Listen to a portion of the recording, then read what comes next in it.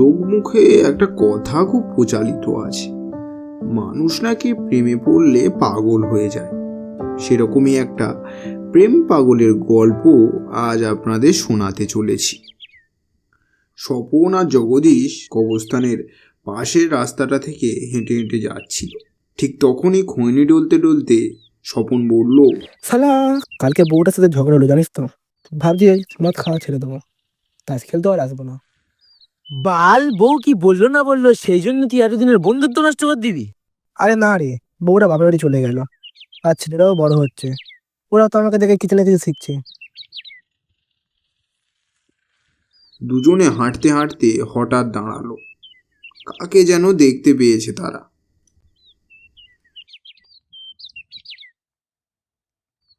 এই পাগলটা কি ভালো দেখ, সারাদিন বসে থাকে, যেখান থেকে খেয়ে নেবে, কোনো চিন্তা নেই, বেশ দিব্যি দিন চলে যাচ্ছে, আর মরতে তো একদিন সবাইকেই হবে। এসব কথা বলার পরই জগদীশ স্বপনকে নিয়ে সেদিনকার মতো তাস খেলতে চলে গেল। কিন্তু কেউ জানেও না সেই পাগলটার মনে কি চলছে, সে কি ভাবছে, কতটাই কষ্টে সে আছে।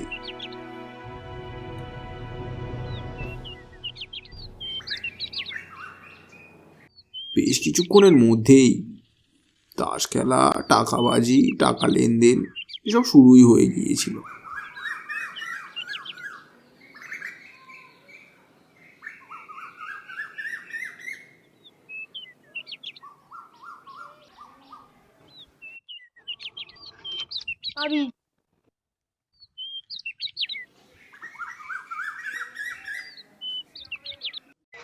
এ শোন না, আগে খেতে দে, টাকা দে, খাই কিছু। যা তো খেলার সময় যত পাগল দে না, দে। যা এখান থেকে।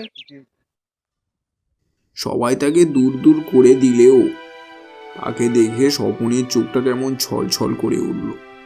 স্বপন তাসের আড্ডা থেকে উঠে পাগলটার কাঁধে হাত রেখে বলল, এই নে 10 টাকা রাখ, আর আমার সাথে দোকানে চ, কিছু কিনে দিচ্ছি। এই তুই তো কাজ করতে পারিস, তো এরকম সারাক্ষণ বসে থাকিস কেন? আমি করি তো, অনেক কাজ করি। কাজ করে যখন বাড়ি যাই তখন আমার বউ কত ভালো ভালো রান্না করে আমার খাওয়ায়। তোর আবার বউ আছে? হ্যাঁ আছে তো, আমরা দুজনে কত গল্প করি। দেখবি দেখবি, তুই দেখবি আমার বউয়ের। কই চ দেখি কেমন।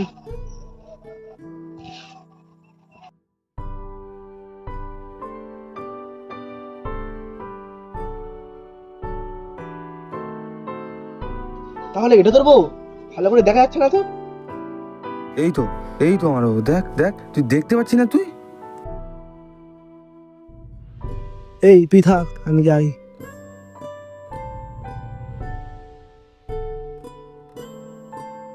দেখেছো, ও ও তোমাকে দেখতে পাচ্ছে না, দেখেছো? ও পাগল টাগল আছে মনে হয়। সে সেই পাগলটাকে কবরস্থানের মধ্যে ছেড়েই চলে যেতে থাকলো। যেতে যেতে সে পাগলটার দিকে শেষবারের মতো দেখলো। পাগলটাকে দেখে স্বপনের খুব মায়া হলো। তারপর স্বপন সেই পাগলটার ব্যাপারে তার বন্ধু জগদীশকে সবকিছু জিজ্ঞেস করতে থাকলো। কবরস্থানের কাছে একটা পাগল বসে থাকে, জানিস তো? হ্যাঁ দেখেছি তো, কেন কি হয়েছে? ওর ব্যাপারে সেদিনকে আমি জানলাম, ওকে আমরা যেরকম ভাবে দেখি সেরকম না রে। কেন, ওর আবার কি হয়েছে? ওর মনে হয় অতীতে কেউ একজন ছিল, ও যে কবরের পাশে বসে থাকে, সেটা কে রে?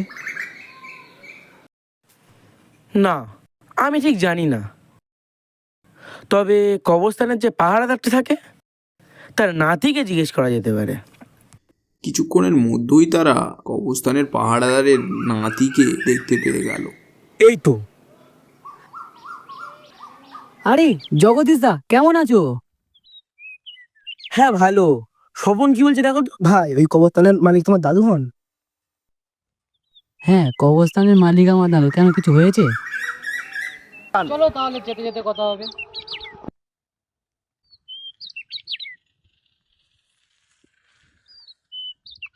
আরে ওই কবরটা দেখতে পাচ্ছ, ওটা কার বলতে পারবে? সব কথা সে আর কবরস্থানের সামনে বলল না। মাঠে গিয়ে একটা জায়গাতে বসে সে পুরো ঘটনাটা তাদের কাছে বলতে লাগলো।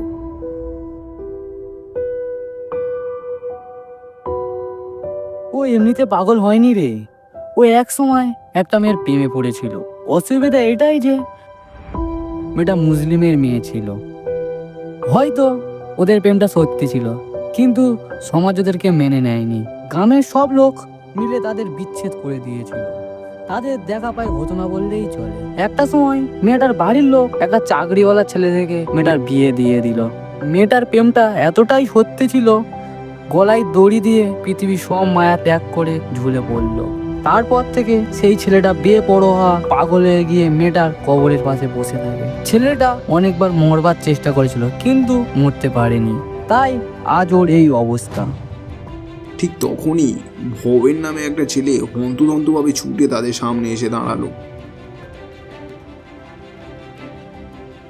আরে আরে ভাই, তোর কি হয়েছে? তুই ঘন্টযন্ত্র করে কোথায় যাচ্ছিস?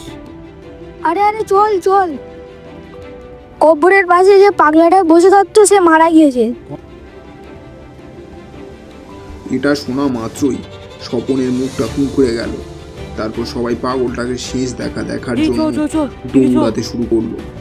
পাগলটার নিথর দেহ কবরস্থানে পড়ে আছে। তারা হন্তদন্ত করে এসে পাগলটার শরীরটা পরীক্ষা করতে শুরু করলো। পাগলটার দেহ তখন পুরোপুরি ঠান্ডা হয়ে গিয়েছে। শরীরের কোনা কোনা থেকে বিন্দু বিন্দু প্রাণ তখন বেরিয়ে গেছে। চোখে পড়ল তার হাতের মুঠোর মধ্যে একটা ছোট্ট সিঁদুরের কৌটো। তাতে আর বেশি সিঁদুর নেই, কিন্তু তার ভিতরে আছে অনেকটা আশার আলো, অনেকটা হারিয়ে যাওয়া যন্ত্রণা, আর অদৃশ্য অপেক্ষারত সেই পাগলটার আত্মা। কৌটোটা খোলা মাত্রই সেই আত্মাটা যেন ছাড়া পেয়ে গেল। স্বপন হতাশ হয়ে দেখতে লাগলো, যেন কোনো অজানা প্রাণের কোনো বিন্দুকে সে হারিয়ে ফেলেছে। জগদীশ আর একটা ছেলে সেই কবরস্থানের পাশে থেকে যাচ্ছিল। আমার গলাটা যেন কে চেপে ধরেছে, আমি ছাড়াতে পারছি না। ছাড় বলছি, শয়তান ছাড়। কি হয়েছে? তুই এরকম করছিস কেন? কি হয়েছে? তুই এরকম করছিস কেন? ঠিক তার পরে থেকেই গ্রামের উঠে গেল এই পাগল ভূতের ব্যাপারে। জগদীশ তার বন্ধু স্বপনের দুঃখ না দেখতে পেরে তার একটা পুরানো বন্ধু কিংবিজয়ের কাছে যাবে। কিংবিজয় কোনো সাধারণ তান্ত্রিক নয়, 10টারও বেশি সব সাধনা করেছে, 5000-এরও বেশি মরা পুড়িয়েছে। তাই তান্ত্রিকতার শিখরে পৌঁছে গিয়েছে কিংবিজয়। সে আত্মাকে ভয় পায় না, সে জিনকে ভয় পায় না, সে মৃত্যুকেও ভয় পায় না। কিংবিজয়কে সাধারণ লোক ভেবে ভুল করবেন না।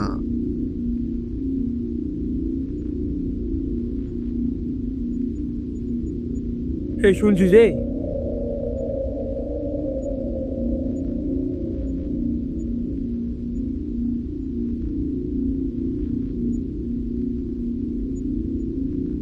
থাক, কিছু বলার দরকার নেই।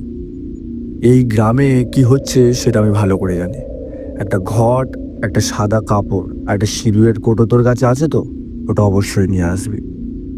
আরে ভাই, তোকে তো কিছু বলতেই হচ্ছে না দেখছি, তুই তো সব জানিস। আচ্ছা, আমি সব জোগাড় করে রাখবো, বাকিটা তোর দায়িত্ব। আরে ভাই, একটা কথা মনে খুব খটকা দিচ্ছে। ওই যে পাগলটা বসে থাকে, তুই ওর ব্যাপারে এত ভাবছিস কেন? আর ওকে বা মুক্তিই বা দেওয়ার চেষ্টা করছিস কেন? কে হয় ওটা তোর? আরে ভাই, ও আমার কেউ না রে, কিন্তু কেন জানি না ওর কথা ভাবলে মনে কেমন একটা টান অনুভব করে। কেন জানি না কোনো একটা সম্পর্কে জড়িয়েছিলাম আমরা এক সময়। ও যখন কাঁদে আমার মনের পেটে যেন অনুভব করে। ঠিক আছে, চল তাহলে। চল। কথা মতো কিংবিজয়, জগদীশ দুজনে কবরস্থানের কাছে উপস্থিত হলো। তারপর কিংবিজয় একটা হোমের ব্যবস্থা করল।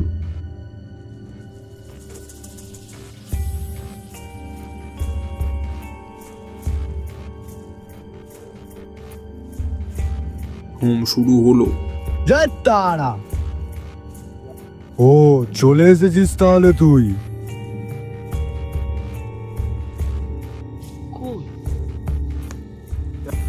হে, কেউ তো নেই, কার সাথে কথা বলছিস? দেখবি, দেখতে পাচ্ছিস তো আগুনের সামনে কে বসে আছে? হ্যাঁ দেখতে পাচ্ছি, হ্যাঁ দেখতে পাচ্ছি, দেখতে পাচ্ছি। এই, তোর কি চাই? এখন এখানে কি করছিস তুই?